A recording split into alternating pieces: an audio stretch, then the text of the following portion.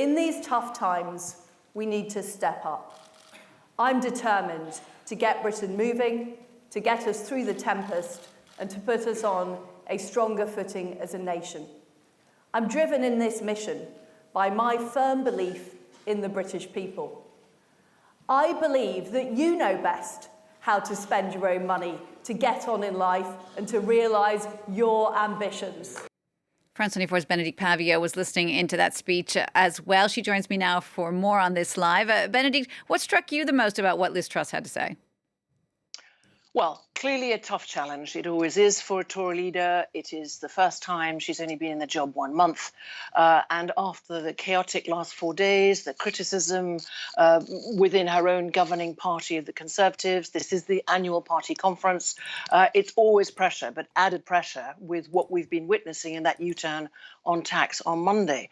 So unsurprising that a combative Liz Truss came out, really trying to reassure both the Tory party itself, not just the faithful in the hall, but also across the country, activists also across the country, and more importantly, the country, about her leadership, her economic leadership, her credibility, her authority, as there is a debate swirling now about the fact that, you know, what mandate does she have? This is the fourth Conservative Prime Minister. The last election was back in 2019. On the economic level, let me just point out a few things. She said that the political debate had been dominated by the distribution of a limited economic pie for too long. She said we need to grow that pie so everyone gets a bigger slice. She said she noted the scale of the challenge was immense. She said that once or twice in her speech. She emphasised that the Conservative Party will always be the party of low taxes. She also pointed out that there was turbulence across the world, not just here in the UK. She also said that the UK needed to be internationally competitive to attract more talented people into the country. It was about putting up a sign that Britain is open for business. She also then went on to talk about the possible breakup of the United Kingdom, something we have covered so many times in the lead up to the Brexit referendum, since the Brexit referendum in 2016, and the fallout even after deals have been struck with the EU, and of course the exit of the UK from the EU. She said that separatists, and she's really referring here to a possible Scottish referendum, certainly wanted by the First Minister Nicola Sturgeon, she said we will face down the separatists who threaten to pull apart our precious union, our family. She said that to very big applause, and that's important. Remember the word United Kingdom. So she clearly doesn't want to see the breakup of that. Turning to Brexit, she said the UK should be seizing newfound freedoms and that by the end of the year, all EU red tape will be consigned to history. She vowed that. She then said, we will ensure regulation is pro-business and pro-growth. She ended by saying, this mission will be difficult, but it is necessary. You can trust me to do what it takes. This is a Prime Minister who is facing terrible polls, not just unpopularity poll this morning of minus 59. Boris Johnson, her predecessor, was at minus 55 at his worst rating this summer. That's a YouGov poll that's just been published this morning.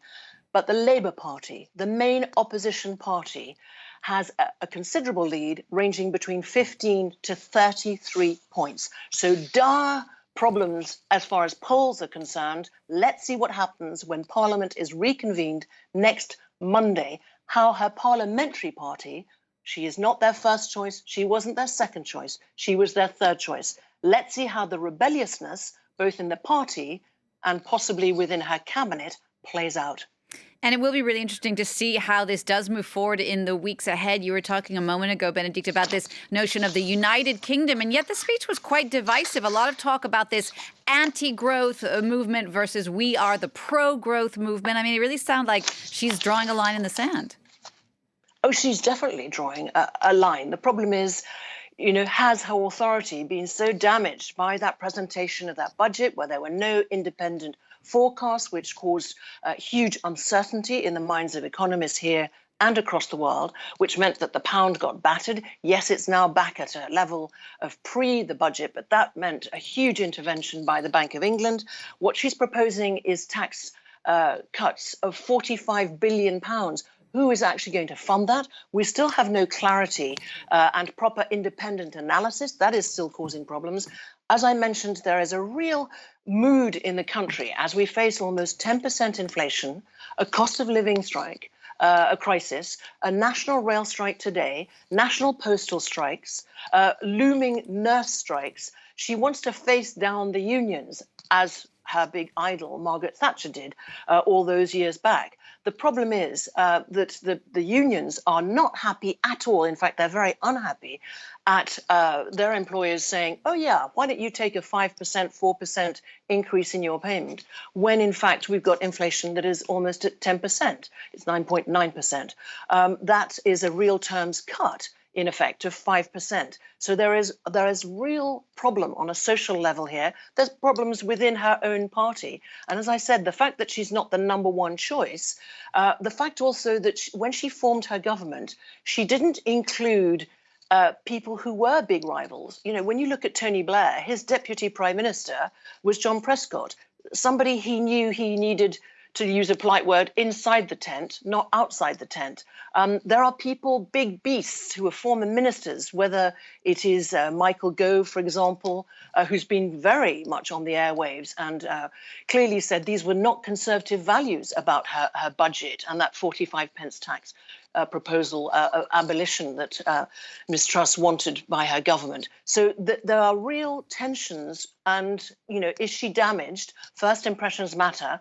Is this a PM that, yes, a good speech received unsurprisingly well by the faithful in the hall, but how will it be received by the parliamentary party? How will she get her still controversial budget across the line in the House of Commons? What will it take? How much will she have to compromise?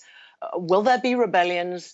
And, you know, those polls are still so bad. Some MPs are actually almost reconciled to the fact that they're going to lose the next general election whenever it comes. Let's remember, we don't think that's imminent, but this Prime Minister, Liz Truss, if she is to be the last before a general election, needs to call one within the next 2 years. All right, Bénédicte, thank you for that. France 24's Bénédicte Paviot.